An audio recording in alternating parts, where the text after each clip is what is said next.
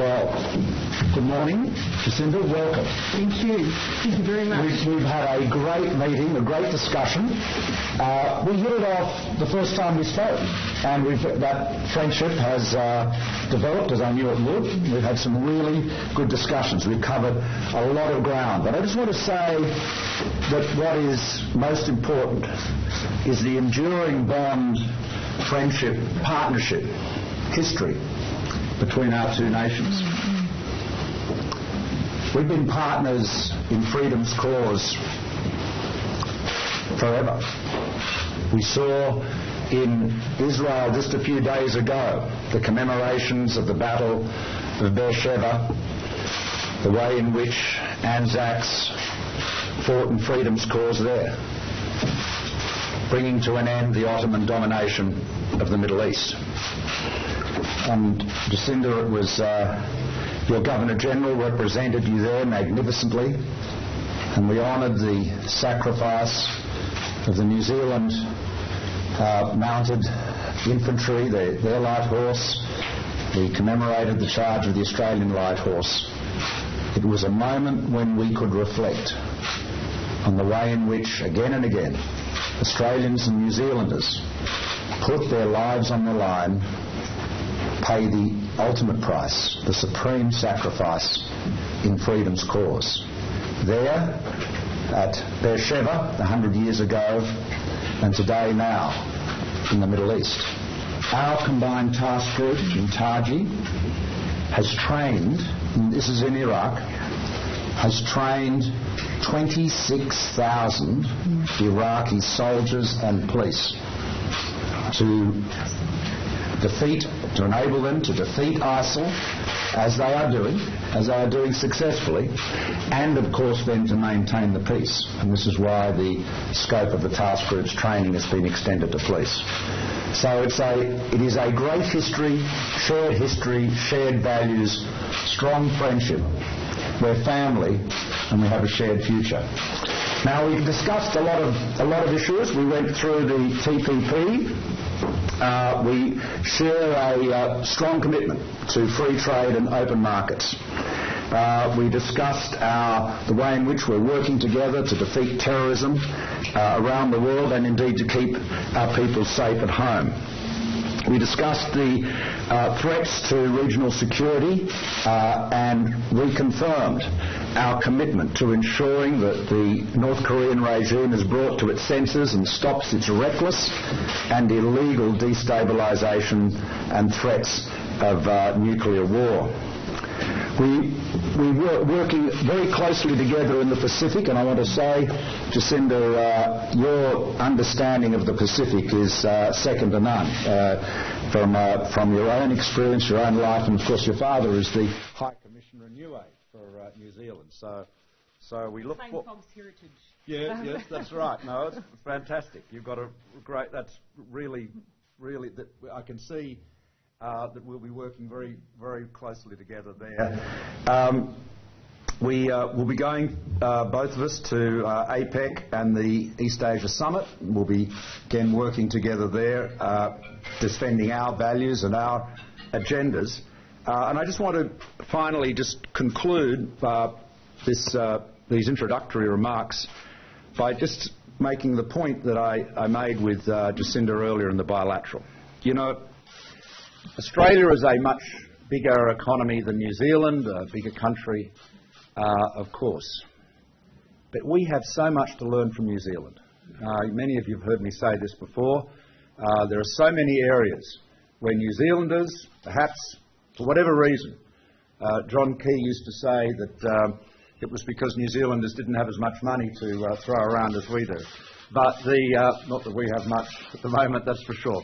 But New Zealanders do a lot of things very, very efficiently in terms of public administration and the way they approach a lot of their administrative issues and policy issues. So I have always been an Australian politician and an Australian Prime Minister that looks across to New Zealand as an example of good government, good administration, and real innovation. And I'm sure that we'll continue to learn from each other and work together under your leadership. So welcome. Thank you, Prime Minister. And can I say what a pleasure it is to be here, to have been hosted at Kirribilli. And I placed special emphasis quite deliberately on making my first visit as Prime Minister to Australia. And I think it speaks to the strength of our relationship that within such a tight time frame, we were able to make that visit happen, because I believe that both of us prioritised that. So Malcolm, I thank you for that. And the fact that, of course, this visit was preceded by several conversations on the phone, I think already laying the foundation for what I know will be a strong and genuine relationship. It was also a priority for me to make sure that I had that opportunity to strengthen that relationship face-to-face before APEC, before the summit that we're both heading to make sure that some of those conversations that we wanted to prioritise being had were had face-to-face, and particularly when it comes to issues like TPP-11, like our shared interest as trading nations and furthering both our nations' causes in that regard. It is absolutely fair to say that we are family. That's quite literal from my perspective. As I mentioned to you briefly, you host several of my family members here, and that'll be the case for so many New Zealanders. So, of course, the depth of that relationship is important, but also our ongoing advocacy on behalf of that diaspora is also important. And I thank you for the advocacy you've undertaken on behalf of those New Zealanders on occasion as well.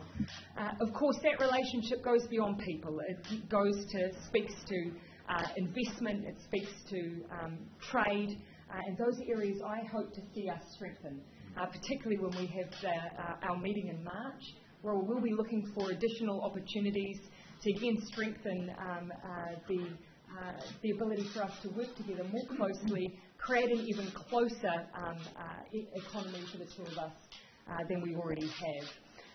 Some of the issues that we've had to discuss today have been challenging, and I appreciate that as close friends and allies we've been able to discuss them frankly and fully, and I appreciate that. And of course, most importantly, I've extended the invitation for the Prime Minister, for Malcolm to come and join you with some fishing. When you're next able in New Zealand, I am no kayaker or paddleboarder, but I can fish, so I welcome you. I welcome you to New Zealand, the next opportunity you're able to join with us on that front.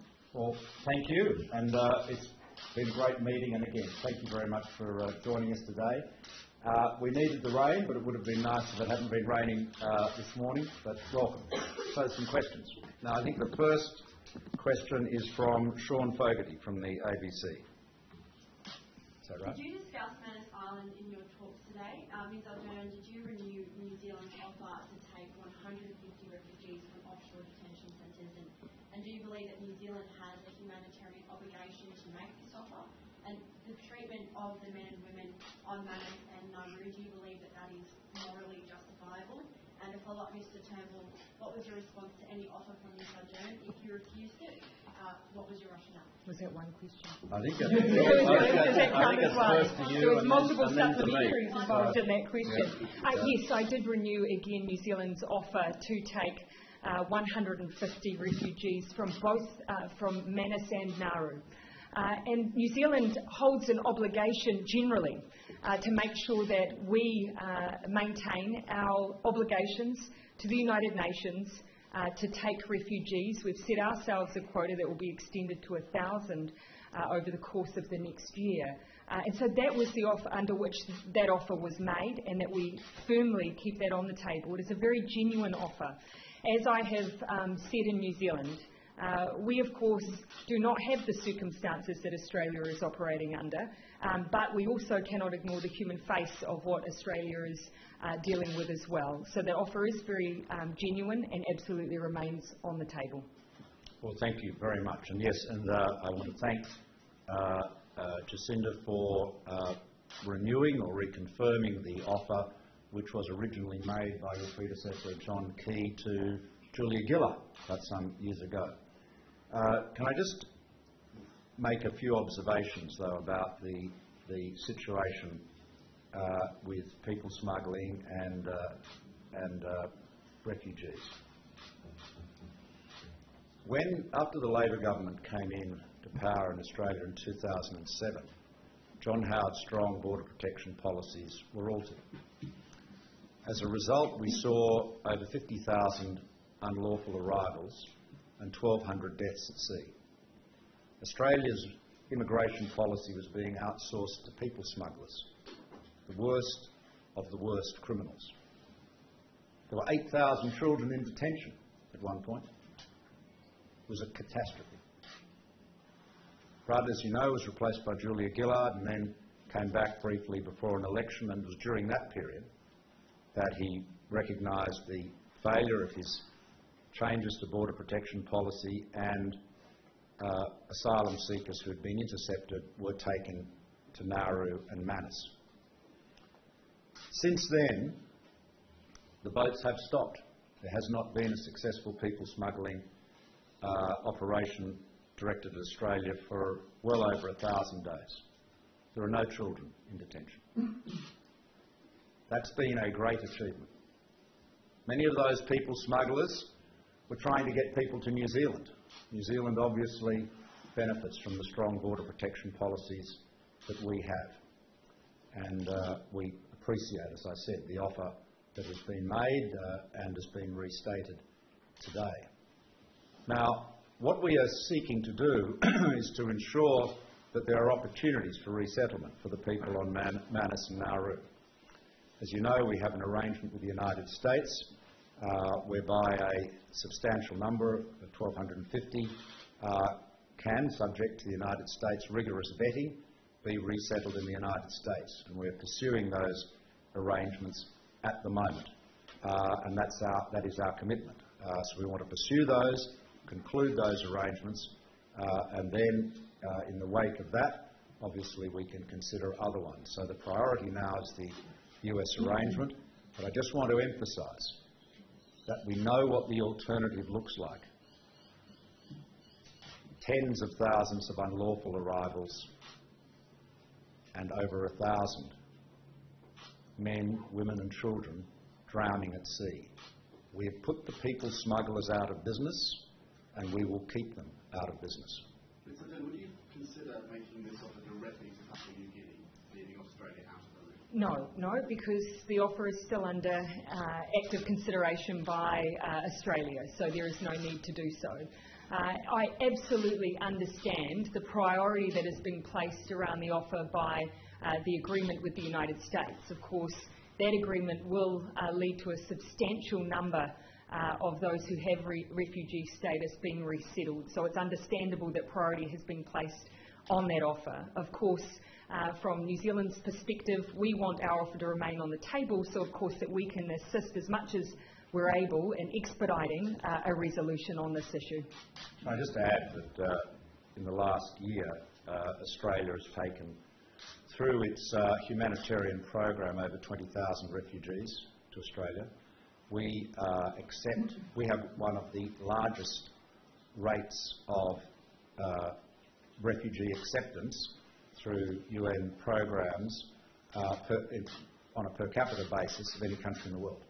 So Australia is a very generous nation when it comes to refugees. But, I stress, we determine which refugees come to Australia. We will not have our immigration program, our sovereignty, our borders outsourced to people smugglers. That's the point. And that's why we have been able to stop the boats, keep the people smugglers out of business, stop women and children drowning at sea. Tracy Watson from Feedback Media in New Zealand. Can I just clarify then, is the offer still on the table, you're not rejecting that outright from Ms. Ardern? And further to that, are there still concerns though, it's always been suggested that Australia's main concerns around that offer was that reciprocal travel arrangement between Australia and New Zealand, that it would become a backdoor way into Australia for some of those refugees? And is there a way of accepting that offer without triggering that backdoor entry? Well, if it's addressed to me, the offer has been restated. We thank New Zealand for making that offer. We are not taking it up at this time for the reasons I explained earlier. Okay, now I think the next one was Jonathan Lee from 10 News. Thank you. Prime Minister Ardern, firstly, welcome. Thank you. Congratulations, I should say. Thank you. Foreign Minister Julie Bishop said during your campaign that she would, quote us, in her words were, find it very hard to build trust with those involved in allegations designed to undermine the government of Australia. Were those comments raised during your meeting today with Prime Minister Turnbull? And how would you characterise potentially any damage done by those comments? No, they weren't raised, and I think that speaks to the strength of the relationship. I don't see those events of the past as being relevant to our current relationship, which I see as being strong. Yeah, I totally agree. It is, we get on very well. We trust each other totally. New Zealand and Australia are as close as can be, and we always will be. And the fact that we're from different political traditions is irrelevant. You know, John Howard and Helen Clark worked very, very closely together. Australian and New Zealand Prime Ministers have always worked closely together. Jacinda and I believe, I think you share this view, Jacinda, we've got on very well from the outset. We're both very open, candid people, and we've hit it off well, and we'll continue to do so. It's our Hamilton heritage. Yes, that's right. That's right. Well, let's admit, we'll share now. Apart from you've had you've got a great experience as being a DJ, haven't you? This did not come up during talk. No, this did not come up. But I've read about this, and yes. Of course, I made a rather feeble attempt at rapping on a television show recently, so I don't know whether we can. This is not announcing our joint act. No, today. No, that's right. That will empty the room. Yes, that's right. But interestingly, Jacinda was born in Hamilton, in the North Island, and quite a while before you were born, my mother lived in Hamilton. She lived there for a few years, and before she moved to the United States.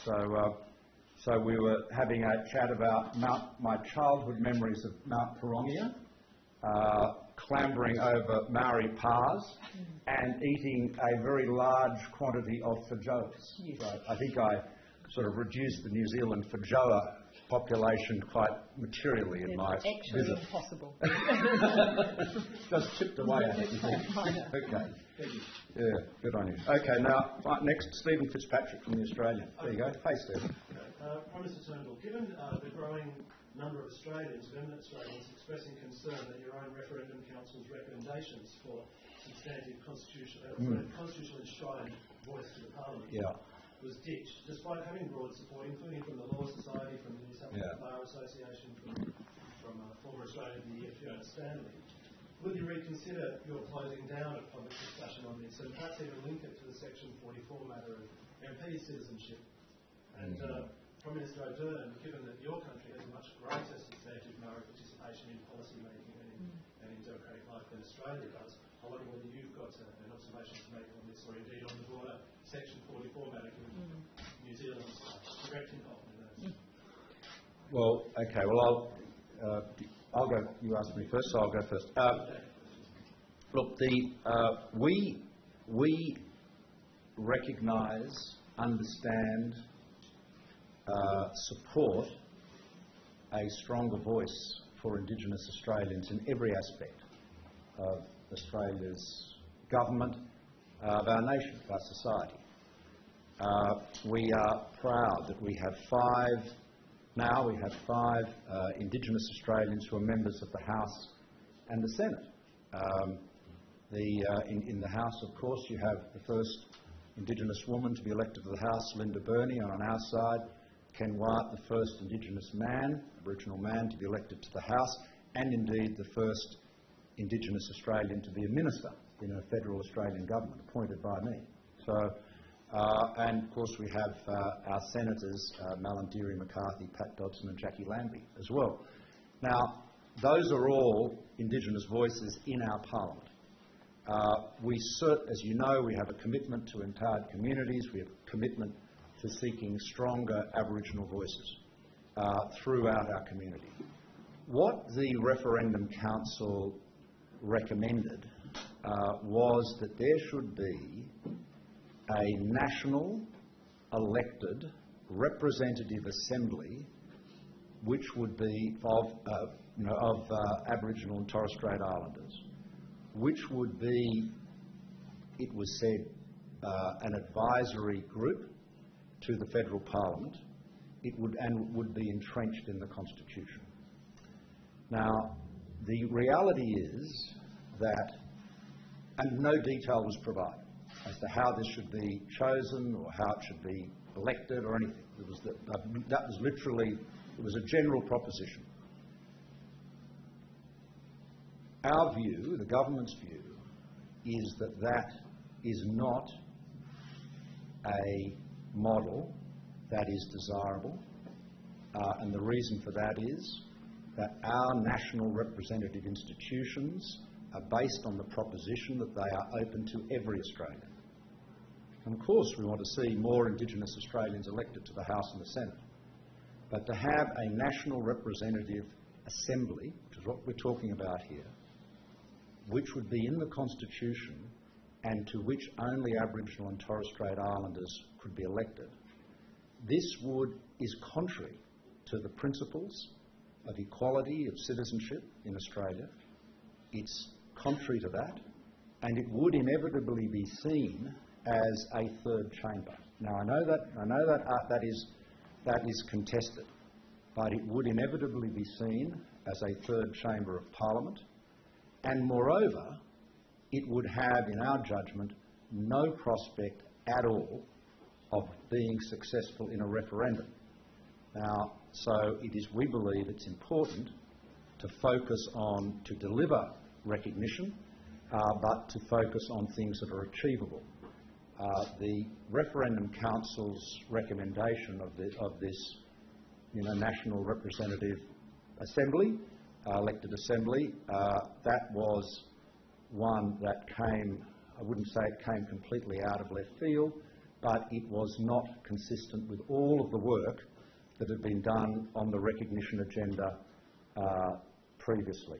So I think it's important for the government to state its view on both the desirability and achievability of that proposal, and I've just restated what I've said previously, but absolutely committed to stronger and more empowered Aboriginal and Torres Strait Islander voices, but above all, actually in the Parliament, elected to the Parliament, like Ken and Linda and Pat and Mal and Deary and Jackie, in the Parliament, in the Australian Parliament, as our first Australians, joining all the other Australians in the Parliament on the basis of the equal rights of Australian citizens.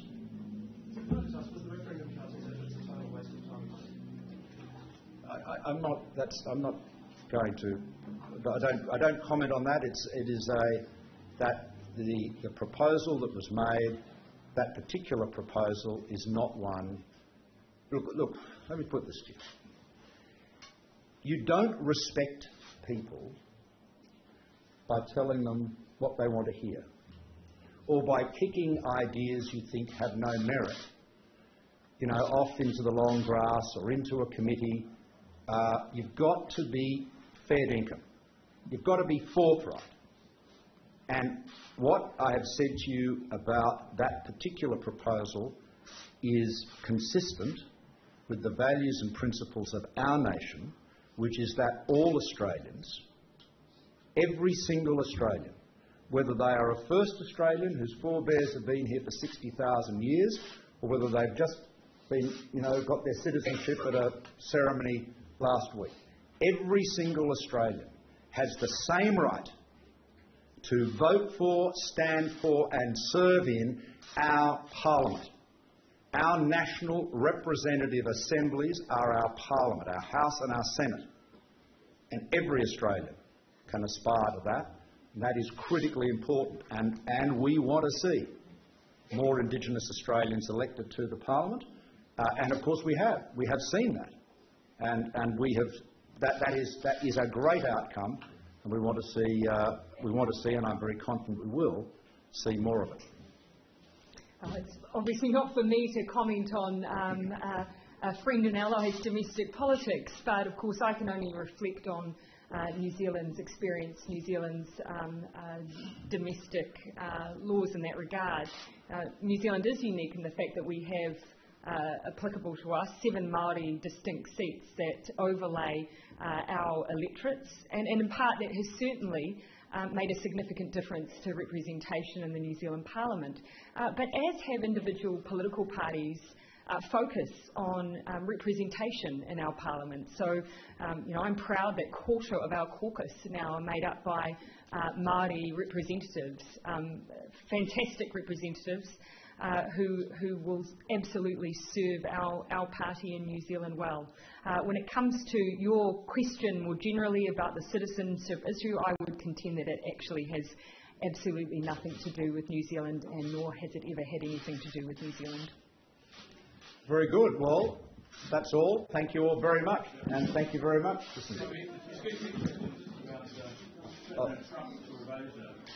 big a test will this be, and what will you be discussing with him in Manila?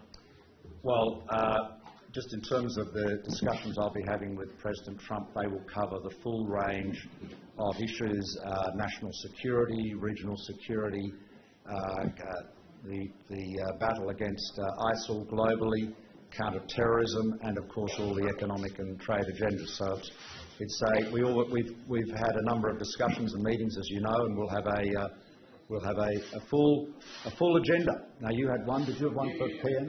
Hong Kong, China, and you're both countries' largest trading partner in China. And East Summer and APEC Summit and also ASEAN Summit will be happening soon. President Xi will be second term in government. Have you both discussed about this matter in China and how it is in the region? Of course, when you discuss regional politics, it's inevitable that you have a discussion around all of our partnerships, all of the important relationships that we have.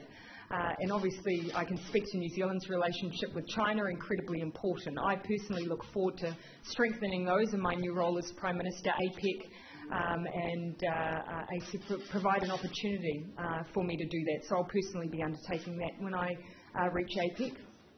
Yes, we will. Do you have a plan to have an organised meeting with the APEC, first-time meeting with the President Xi? As you'll understand, sometimes those bilaterals take a little bit of time to tie down.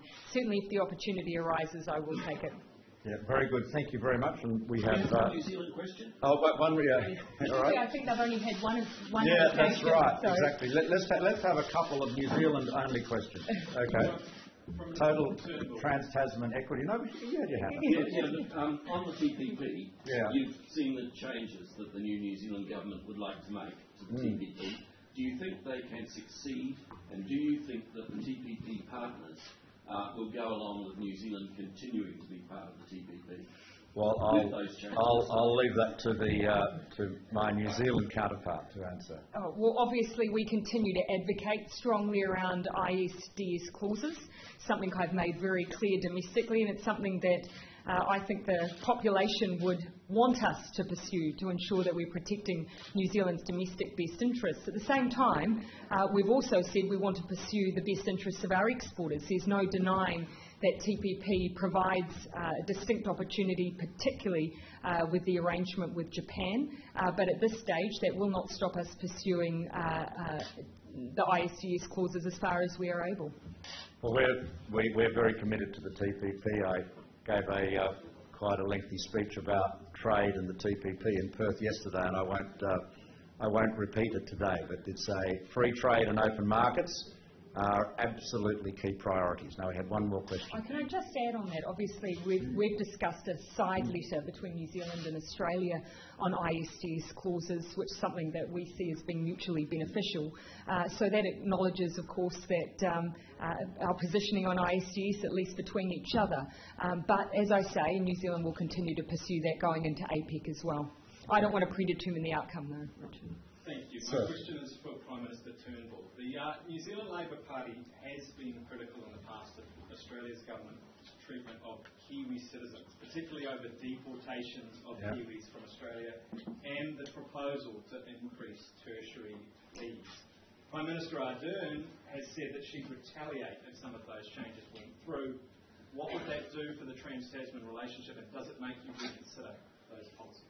Well, we're committed to our policies, and as you know, look, I understand the criticism that we've seen on the other side of the Tasman, but I think that just as we respect New Zealand's right to manage its affairs and determine its university arrangements as it sees fit, I know that New Zealand respects our right to do the same on this side of the ditch. Does that mean you're not concerned about a tit-for-tat war over rights in your respective countries? No, that means that we respect each other's rights to lead and govern our own nations. So you'd be comfortable if New Zealand... Thank you very much. Thanks a lot. Great. Okay. Thank you.